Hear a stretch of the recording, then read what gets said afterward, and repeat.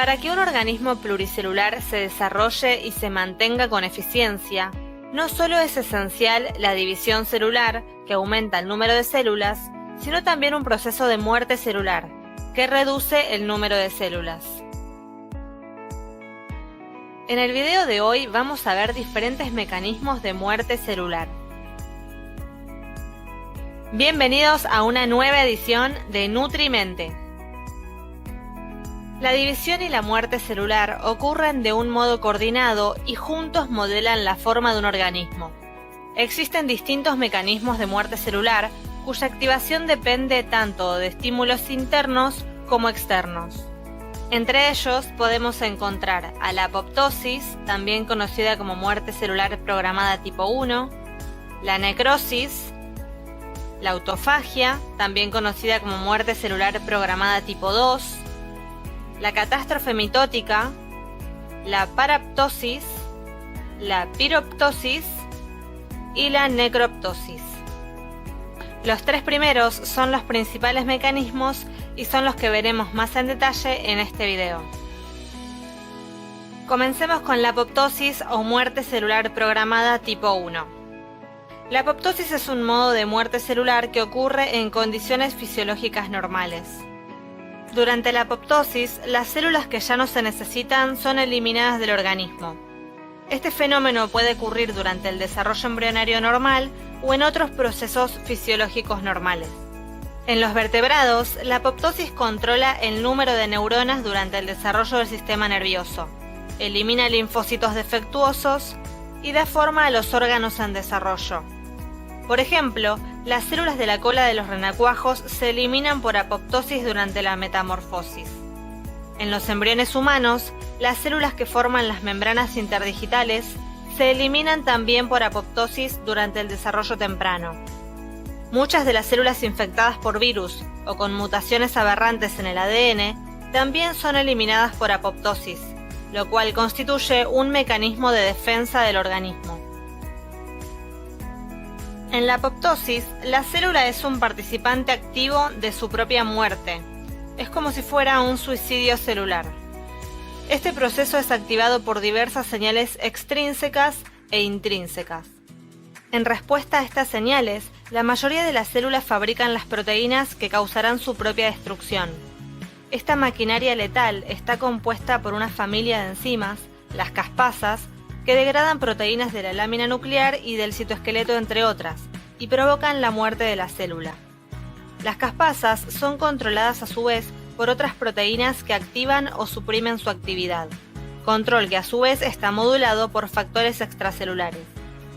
Algunos factores, como el factor de crecimiento nervioso, son antiapoptóticos, es decir, suprimen la activación de las caspasas, y así protegen a las neuronas de la muerte celular.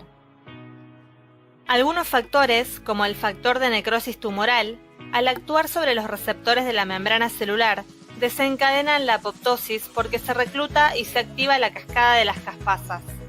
En consecuencia, el receptor del TNF se conoce como receptor de muerte.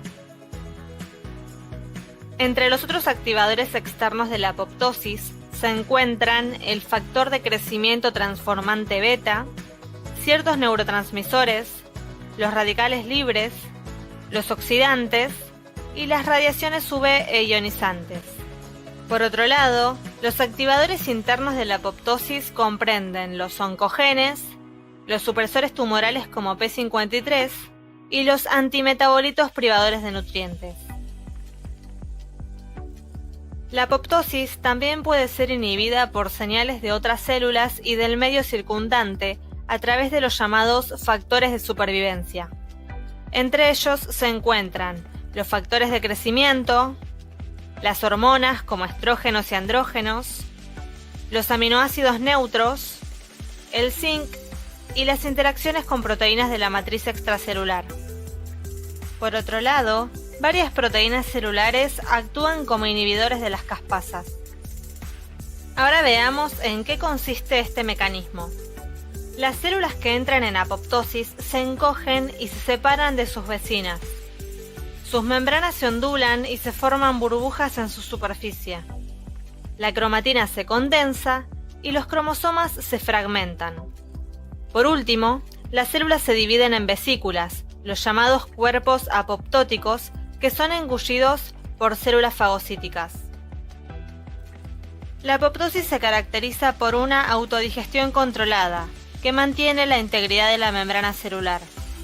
Así, la célula muere con dignidad, sin derramar su contenido para no dañar a sus vecinas, y de esta manera no se genera inflamación. Como mencionamos anteriormente, las células también pueden morir a través de un proceso no controlado llamado necrosis. La necrosis o muerte celular accidental es un proceso patológico que ocurre cuando las células se exponen a un medio ambiente físico o químico desfavorable. Por ejemplo, hipotermia, hipoxia, radiación, un pH bajo, es decir, ácido, o traumatismos, que causa lesión celular aguda y daño de las membranas plasmáticas. En condiciones fisiológicas, el daño de la membrana plasmática también puede ser iniciado por un virus o por las proteínas llamadas perforinas. En este caso, la célula se hincha y explota, y derrama su contenido en el entorno. En los vertebrados, esto produce una inflamación que recluta glóbulos blancos y que puede lesionar el tejido normal que la circunda. Como vimos, la apoptosis, a diferencia de la necrosis, es un proceso ordenado en el que no se desarrolla un proceso inflamatorio. Es un tipo de muerte activa que requiere gasto de energía por parte de la célula. Por último, vamos a ver la autofagia, también denominada muerte celular programada tipo 2. Es un proceso celular regulado que permite a las células el recambio de su contenido mediante la degradación lisosómica de sus propios componentes. Se forman autofagosomas, que son estructuras membranosas que envuelven organelas, por lo que en el citoplasma celular morfológicamente se observan como vesículas de diferentes tamaños. Los autofagosomas se fusionan con los lisosomas y las enzimas lisosómicas y degradan las organelas. La autofagia es importante para mantener a la célula saludable, ya que así se eliminan organelas dañadas o envejecidas y permite la supervivencia de la célula en condiciones adversas, pero también puede llevar a la célula, de forma regulada, a la muerte, considerándose así como otro de los mecanismos de muerte celular programada. De la regulación molecular de la autofagia se sabe que hay un grupo de genes llamados ATG, genes relacionados con la autofagia, que regulan este proceso, pero se desconoce cómo la autofagia puede llevar a la muerte de la célula. Se piensa que la activación de los lisosomas actúa en paralelo con las caspasas, conduciendo a la célula a su destrucción final. Cuando no termina en la muerte celular, este importante proceso mantiene un equilibrio bien controlado entre las funciones celulares anabólicas y catabólicas, y permite que la célula elimine las organelas no deseadas e innecesarias. Los componentes de las organelas digeridas se reciclan y se reutilizan para el crecimiento y el desarrollo normales de la célula.